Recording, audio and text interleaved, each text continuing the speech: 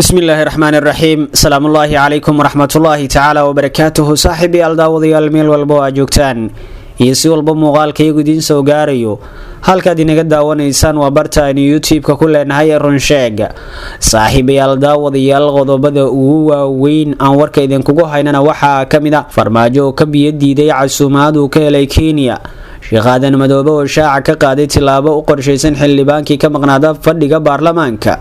iyo koox hubaysan oo laba qof oo isu qoys ah ku dilay Muqdisho. qodobadaas iyo kuwo kale ayaan saaxiibayaal idiin soo gudbin doonaa hadduu rabbi raalli ka noqdo. fadlan haddii aad nagu cusub tihiin waxaan si naxariis leh idinkaga codsanaynaa inaad channelka subscribe inoo saadhaan like-na aynu dhiirigelisaan gambaleelka furataan si warbixinadii ugu dambeeyay aad u heshaan idinka alle. saaxiibayaal daawadayaal sida hordhac warkayga baad ku daawateen haddaynu ku bilowno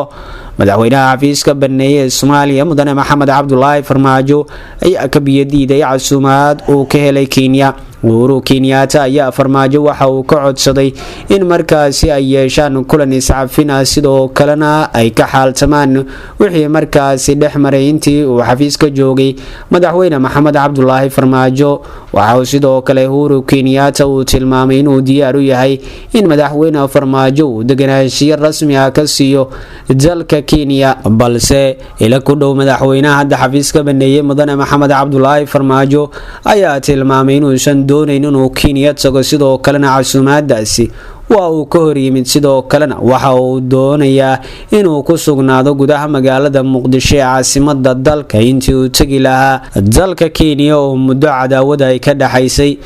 madaxweynaha xafiiska baneeye mudane Maxamed Cabdullaahi Farmaajo iyo Uhuru Kenyatta dagaalkooda waxa uu salka ku hayaa waa Soomaalinimo ma ahan in markaasi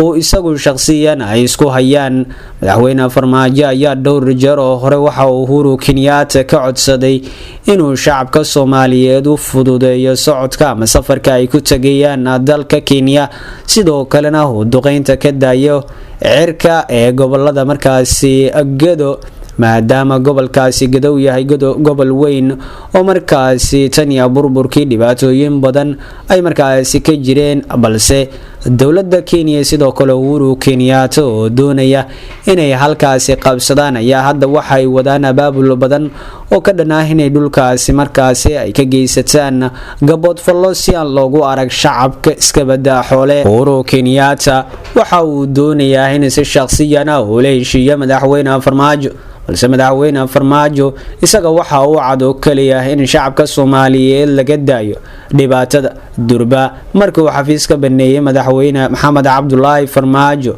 dowladda Kenya waxay bilowday duqeyntii ay ka waday gobolka Gedo, sidoo kale waxay isku maqaam ka dhigtay Soomaaliya iyo sidoo kale Somaliland, iyadoo markaasi Somaliland u aqoonsan dal madax bannaan. sidoo kalena waxay ku soo wadaa Soomaaliya qaadkii markaasi laga joojiyay muddada 2 sano iyo dheeraadka aan soo gelin gudaha magaalada Muqdisho iyo sidoo kale guud ahaan gobolada dalka. saaxiibayaal sidoo kale waxaynu ogaanay in madaxweynaha hadda xafiiska baneeye mudane Maxamed Cabdullaahi Farmaajo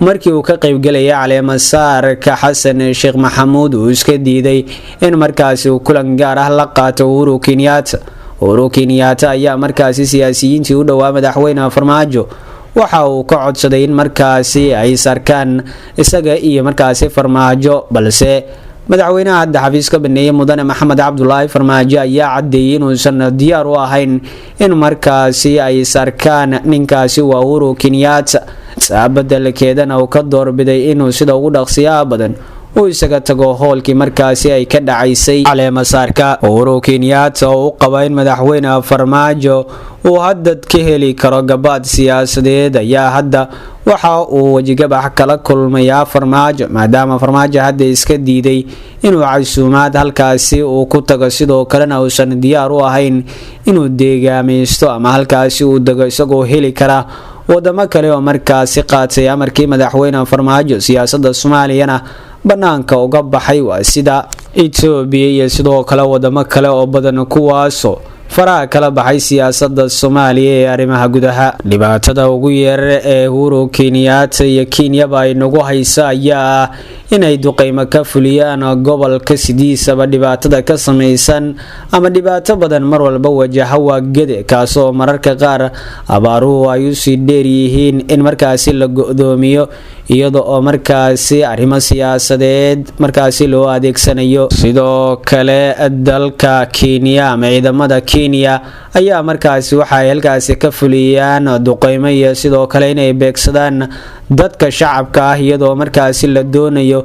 in aagaas oo dhanba ay ka caaganaato markaasi dadka shacabka iyo dhammaan xoolaha iyada oo markaasi ay doonayaan inay kusoo siqadaan ama kusoo sikadaan si markaasi ay hadhow muran u geliyaan dalkeena iyo sidoo kale deegaanadeena. qodobada kale aan saaxiibayaal idiin haynana waxaa kamid ah Sheekh Aadan Madoobe ayaa shaaca ka qaaday tilaabo u qorshaysan xildhibaankii ka maqnaada fadhiyada baarlamaanka Jamhuuriyadda Federaalka ah ee Soomaaliya.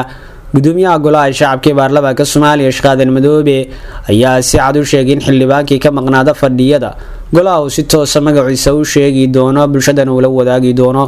gudoomiyaha Aadan Madoobe waxa uu sheegay inay dastuuri tahay arrintan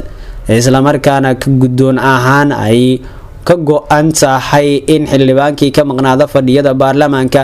magaciisa dadweynaha la wadaagi doono. dastuurku waa cadeynaya waajibaadka xildhibaanka iyo nidaamka loola dhaqmaya haddii uu imaan waayo fadhiyada golaha marka xildhibaanka haddii waajibaadkiisa uu gudan waayo in la cilaamiyo oo la yiraahdo xildhibaan hebel intaas oo fadhi ayuu ka maqan yahay ceeb ma ahan ayuu yiri gudoomiyaha Aadan Madoobe. waxaa jira aragtiyo ka imaanaya bulshada oo doonaya in guddoonku shaaciyo magacyada xildhibaanada aan fadhiyada imaan iyo sababaha ay ku maqan yihiin. gudoomiyaha Aadan Madoobe ayaa cadeeyay in arrintaasi ay saameyn karaan